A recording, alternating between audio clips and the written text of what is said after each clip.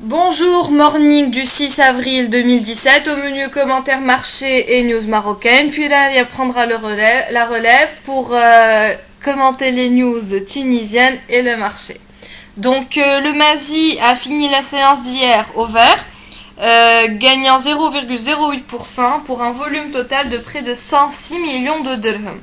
Delta Holding gagne 3,59%, soit la plus forte hausse de la séance. Pour ce qui est de La Belle Vie et de Taqa Maroc, qui font partie de notre couverture, elles ont respectivement gagné 3,08% et 2,08%. Donc les baisses, Thimar perd 5,98%. Quant à Medpaper et Résidence d'El Saad, qui font partie de notre couverture marocaine, perdent respectivement 5,92% et 5,03%. Donc, on enchaîne avec quelques statistiques mensuelles où le Mazi a perdu moins 2,27% au cours du premier trimestre 2017. Le volume a quant à lui subi des baisses à partir du second mois. Donc les plus fortes hausses de notre univers marocain, on retrouve pour le mois de mars HPS qui gagne 14,8%, et nous rappelons que cette dernière est l'une des favorites des valeurs parmi les valeurs marocaines et figure aussi dans le portefeuille Alpha, qui depuis son entrée dans ce dernier a gagné 22,5%. Et nous sommes toujours à l'achat sur HPS avec un potentiel de 44%. De l'autre côté du spectre, nous retrouvons de fortes baisses, toujours pour notre couverture marocaine et sur le mois de mars. La CMT qui perd moins 17,6%, ADI qui perd moins 12% et ADH qui perd 11,3%. Donc nous passons à quelques chiffres macro, où le début de l'année 2017 s'annonce de bon augure pour le Maroc, où l'économie a progressé de 4,3% contre seulement 1,7% l'année dernière. Donc le principal catalyseur reste l'activité agricole qui a surpassé ses difficultés de l'année dernière. Sur le deuxième trimestre, la croissance du PIB est attendue à 4,6%. Donc je cède la parole à Rania qui va commenter le marché tunisien et les news tunisiennes. Merci Ilham.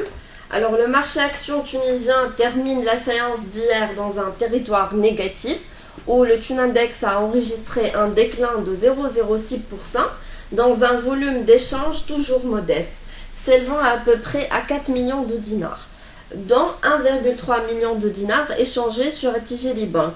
Parmi les valeurs les plus échangées, nous citons Telnet qui figure également sur la deuxième marche de podium avec plus 3,10%. Nous commentons ce qui suit le communiqué de Telnet qui profite depuis 2 jours d'un regain d'intérêt et gagne 9%. En bas d'échelle, on trouve UADH qui traîne avec une baisse de 4,16%, suivi par Sotetel, moins 3,14%, et Carthage Cement qui a perdu 3% à 2 dinars 580 millimes. Le communiqué de Telnet stipule que le conseil d'administration a approuvé un transfert des activités défense, sécurité et automobile à la société Altran Telnet Corporation. ATC est une JV créée en 2008 entre Altran et Telnet. On a pu vérifier les chiffres d'ATC auprès des comptes consolidés d'Altran.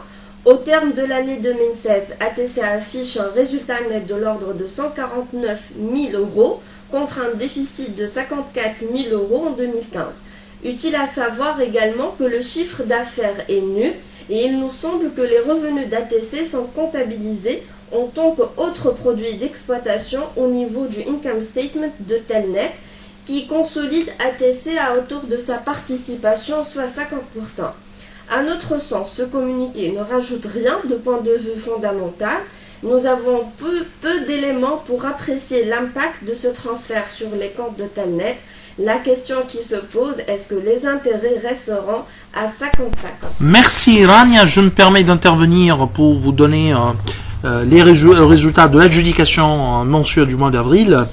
Alors, à signaler encore une fois que qu'on est toujours en deçà du montant demandé ou annoncé par le Trésor pour l'adjudication, contre montant demandé 200 millions de dinars, il y a eu un montant adjugé de 85,5 millions de dinars.